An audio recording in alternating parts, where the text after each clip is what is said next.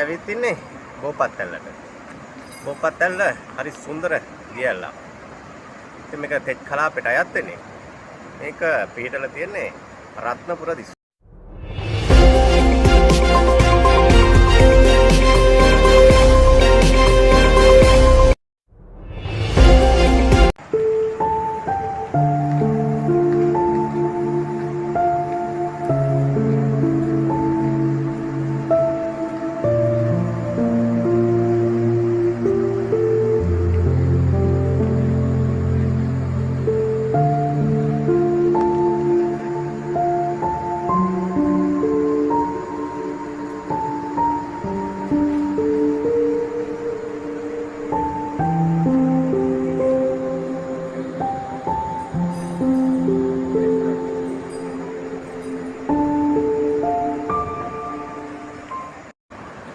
අපි ඇවිත් ඉන්නේ බෝපත්තැල්ලට. බෝපත්තැල්ල හරි සුන්දර දියැලක්. ඉතින් මේක තෙච් කලාපයට අයත් වෙන්නේ. මේක පිහිටලා තියෙන්නේ රත්නපුර දිස්ත්‍රික්කයේ. රත්නපුර දිස්ත්‍රික්කයේ කුරුවිට ප්‍රාදේශීය ලේකම් කොට්ටාසයට අයත් වෙන්නේ. ඉතින් කුරුවිට ප්‍රාදේශීය ලේකම් කාර්යාලය ළඟින් කිලෝමීටර් 3ක් විතර ප්‍රධාන මාර්ගයේ ඉඳලා මේ ස්ථානට එන්නට ඕනේ. ඉතින් මේකට නම හැදිලා නම් තියෙන්නේ බෝපතක හැඩයෙන් තමයි මේ දියැල්ල පතිත වෙන්නේ. ඒ නිසා තමයි බෝපත්තැල්ල කියලා නම නිර්මාණය වෙලා තියෙන්නේ.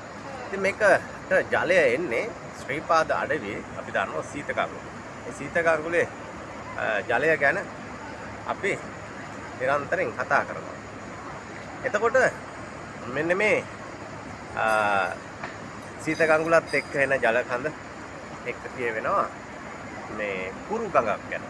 මේ කුරු ගඟේ ආරම්භය මේ පලාබද්දර පාරෙන් යනකොට අපිට දැක ගන්න පුළුවන්කම තියෙනවා වටිපෙරණගමින් යනකොට.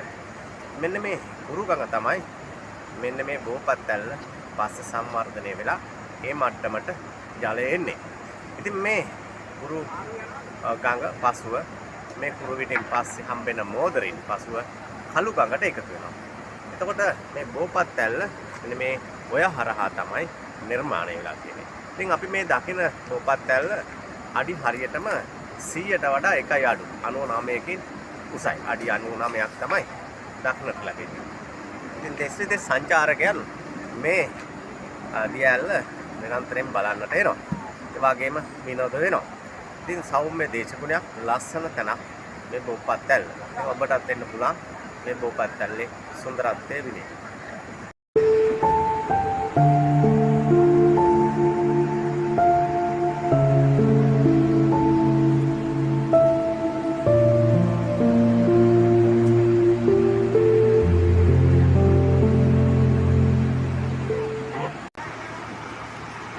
බෝපත්තැල්ල ඈතට දිස් වෙන ආකාරයයි මේ.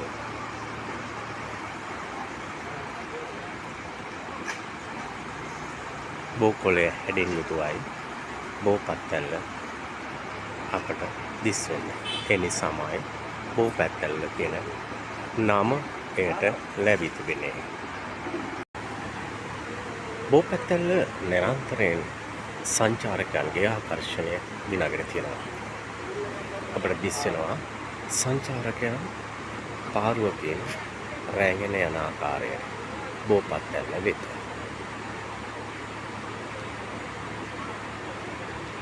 අපේ රටට විදේශ විනිමය උපයා ගැනීමට මේ බෝපත්තැල්ල සමත් වෙනවා.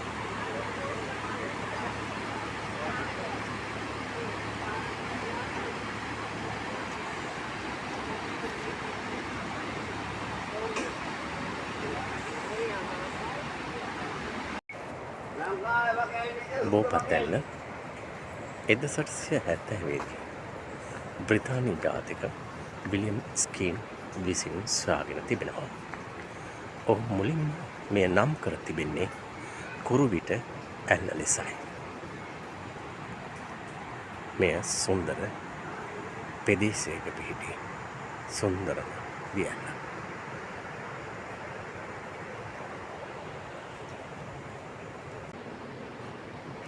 බෝපත්තැලට ප්‍රශ්ට වෙන දොරටුව.